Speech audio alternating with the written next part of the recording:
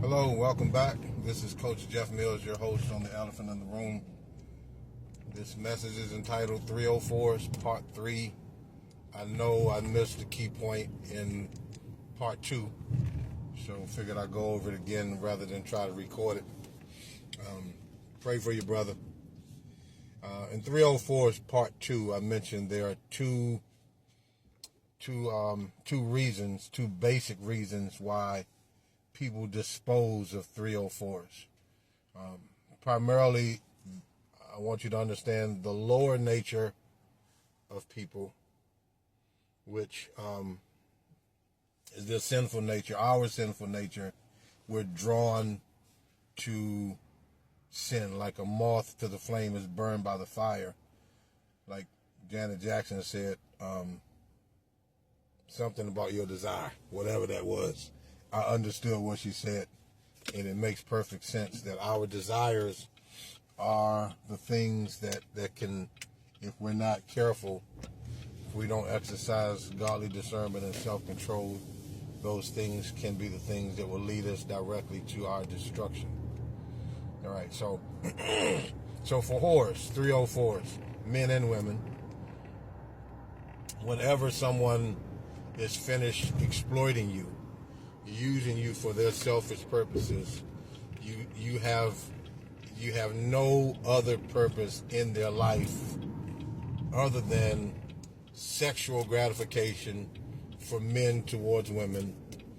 And then for you male hoes out there who hide behind your money, your title, your position, you put all of that on Front Street as if that's all you got going for you.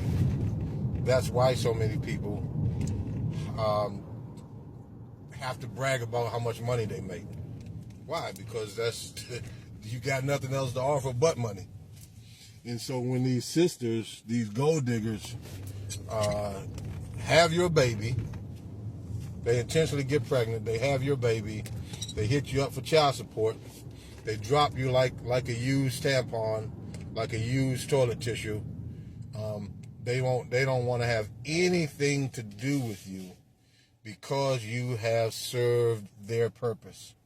They when they saw you, they looked you up and down, they sized you up, and regardless of what you said, they were fully committed to getting what they wanted out of you, money. These gold diggers are looking for sponsors. These male whores are looking for, as many of us brothers have adopted the mindset, we want a lady in the streets, we want a freak in the sheets. I don't care who you are, I don't care how holy and saved you are. At the core of every man, we want that woman that will curl our toes behind closed doors. But if that's all you sisters have to offer, is how you make us feel, when that feeling subsides and all that's left is your character or lack of. We're not dealing with headaches. We're not dealing with toxicity. We're not dealing with a foul mouth and a bad attitude. We're not dealing with that. Don't care how much we've invested into your life, brothers are not dealing with it. Sisters, same thing.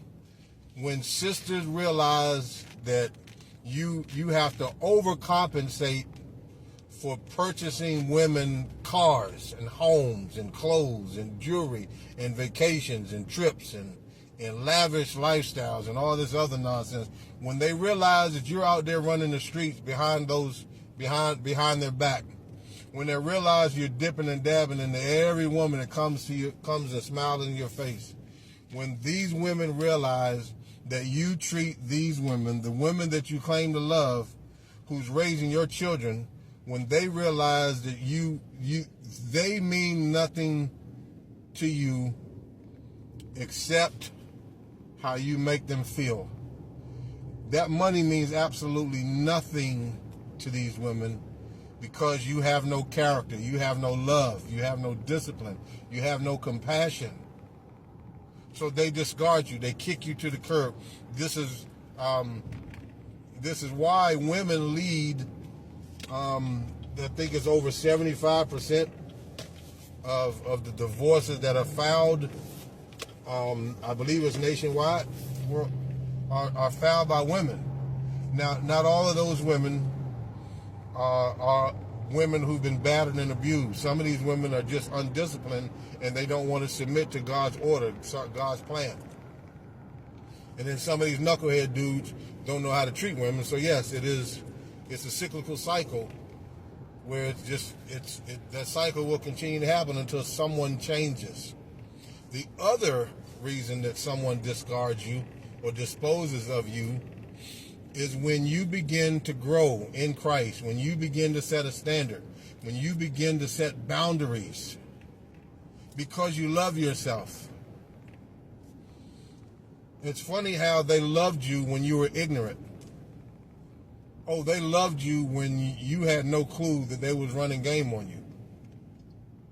They loved the heck out of you when you were able to talk about any and everything about how they was going to make you feel and what they were going to do with you behind closed doors. They loved you. You future faking, or they were future faking with you. You were future faking with them. They loved you because you were playing their game. Like Barry White had that song out, playing your game, baby. Your game, baby. Just you and me. Yeah, so they love you as long as you play their game. But now when you decide that you're tired of playing games, when you decide to start loving yourself, when you decide that you want to invest in yourself, you want to love you the way you deserve to be loved. You treat yourself and pamper yourself the way you deserve to be pampered and treated. Because that's the holy standard of God in which He created for all of His children, men and women, to first of all receive His love so we can love ourselves. And if we don't love ourselves, it's impossible for us to love others. So we got to get back to being cool when someone discards us, disposes of us because we set a standard. I would rather be alone with God, accepted by God and rejected by the world, rather to be accepted by the world and rejected by God because I chose to value a woman's presence or value a woman's affirmation or validation or presence in my life, how she made me feel, although most of those words are just flattery. I'd rather be rejected by the world, rejected by women, than to be rejected by God. And again, ladies and gentlemen, brothers, if you haven't realized this by now, those people who disposed of you when you began to grow and love yourself, those people that kicked you to the curb, dismissed you, devalued you, give it just a few months, 3 months, 6 months. They're watching you, and watch who comes crawling back. It happens every time. At least that's been my experience. You know, and it's so funny. It's so funny. I'm going to share this testimony with you. My divorce was finalized back in October. And I kid you not, the day of my divorce, Tuesday, October the 8th, 2024, the day of, 4 of my, I'm going to call them exes, but not all of them were ex-girlfriends per se. But 4 women from my past just out of a sudden came up out the blue. It's so funny. I'm like, man, that was 10 years ago. And this one sister had the nerve to tell me, yeah, I've been seeing you. I saw you when you got married. I saw when you had your child. I saw this. I saw, yeah. So you've been stalking me this whole time? Oh, I wouldn't call it stalking. I was just observing you. Yeah, right. Okay. Another one had the nerve to tell me, she sent me a text message And I pretended like I didn't know who she was. I didn't have her number saved in my phone anymore. Sent me a text. This is so and so. I'm like, there's only 2 people that know with that last name, and one of them not going to be sending me a text this early in the morning. So I pretended, and I left it on unread. So she wound up giving me a call. This is the morning of my divorce. The morning, we're talking 7 o'clock a.m. She gave me a call. Hey, Jeff, I sent you a text message earlier this week. Oh, that was you. I'm pretending I'm playing ignorant. Oh, that was you. Yeah. I just wanted to know. I said, well, listen. I said the reason I didn't respond to your text is because technically I'm still married. Oh, I'm sorry. I didn't realize you was. Oh, you didn't realize I was married. Well, all of a sudden at 7 o'clock in the morning, you gave me a phone call, but you didn't know I was still married. Okay, bet. And in that same phone conversation, she said, Jeff, I was wondering, could we hook up? I'm like, hook up? I didn't mean it that way. I mean, can we get together? It's like, yeah, I know exactly what you meant. Like, nah, look, I'm going through a divorce. I'm going through my healing process now.